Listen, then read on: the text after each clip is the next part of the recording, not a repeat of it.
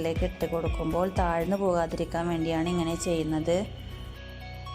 ഈ ബീറ്റ് ചെയ്ത് വെച്ചിട്ടുള്ള മിക്സിലേക്ക് നമുക്ക് മൈദമാവ് കുറേശ്ശെ ഇട്ട് കൊടുക്കണം.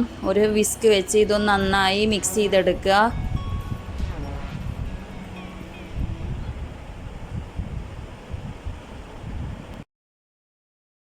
ബാക്കിയുള്ള മൈദ കൂടെ ചേർത്ത് നമുക്ക് നന്നായി മിക്സ് ചെയ്തെടുക്കണം.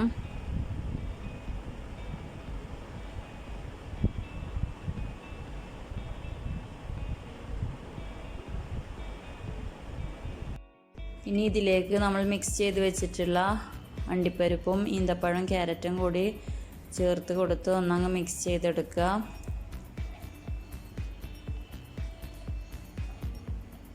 ഇപ്പോൾ നമ്മുടെ ബാറ്റർ ഇവിടെ റെഡി ആയിട്ടുണ്ട്. ഇനി നമുക്കിതൊരു പാനിലേക്ക് മാറ്റാം. ഞാനിവിടെ ഒരു നോൺ സ്റ്റിക്കിൻ്റെ പാനിലാണ് കേക്ക് ബേക്ക് ചെയ്തെടുക്കുന്നത്. അതിനായി അതിലൊരു ബട്ടർ പേപ്പർ വെച്ച് കൊടുത്തിട്ടുണ്ട്. അതിൽ ഓയിൽ പുരട്ടി കൊടുത്തിട്ടുണ്ട്. പാനിൻ്റെ സൈഡിലും ഓയിൽ കുറച്ച് പുരട്ടി കൊടുത്തിട്ടുണ്ട്. ഇനി അതിലേക്ക് നമുക്കിത് ഒഴിച്ചു കൊടുക്കാം. ഇനി ഈ പാനൊന്ന് നമുക്കൊന്ന് ടാപ്പ് ചെയ്ത് കൊടുക്കണം. ഇവിടെ ഒരു ദോശക്കല്ലിലാണ് പാൻ വെച്ച് കൊടുക്കുന്നത്. ഒരു 15 മിനിറ്റ് നന്നായി ചൂടാക്കിയെടുത്ത ദോശക്കല്ലാണ്. അതിലേക്ക് പാൻ വെച്ച് കൊടുത്ത് ഒരു 40 മിനിറ്റ് ലോ ഫ്ലെയിമിൽ വെച്ച് നമുക്ക് കേക്ക് ബേക്ക് ചെയ്തെടുക്കാം. 40 മിനിറ്റ് കഴിഞ്ഞിട്ടുണ്ട്. നമുക്കിതൊന്ന് തുറന്ന് നോക്കാം. നമ്മുടെ കേക്ക് നന്നായി പൊങ്ങി വന്നിട്ടുണ്ട്. നല്ല പെർഫെക്റ്റായിട്ട് കിട്ടിയിട്ടുണ്ട്.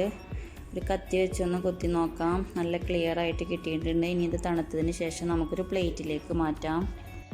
നമ്മുടെ കേക്ക് നന്നായി തണുത്ത് വന്നിട്ടുണ്ട്. ഇനി അതിൻ്റെ മുകളിലുള്ള ബട്ടർ പേപ്പർ നമുക്കങ്ങ് മാറ്റാം. നല്ല സോഫ്റ്റായിട്ട് കിട്ടിയിട്ടുണ്ട്. ഓവനൊന്നും ഇല്ലാതെ തന്നെ നമുക്ക് വീട്ടിൽ ഈസിയായി ചെയ്യാൻ പറ്റിയൊരു കേക്കാണ്. ഇനി നമുക്കിതൊന്ന് കട്ട് ചെയ്ത് നോക്കാം. നല്ല സ്പോഞ്ചി ആയിട്ടുള്ളൊരു കേക്ക് നമ്മുടെ കുട്ടികൾക്കൊക്കെ നന്നായിട്ട് ഇഷ്ടപ്പെടും. നല്ല ഹെൽത്തി ആയിട്ടുള്ളൊരു കേക്കാണ്.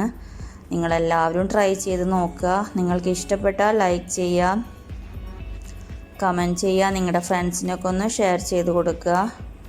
ഇനി ഇതുവരെ സബ്സ്ക്രൈബ് ചെയ്യാത്തവരുണ്ടെങ്കിൽ ഒന്ന് സബ്സ്ക്രൈബ് ചെയ്യണേ.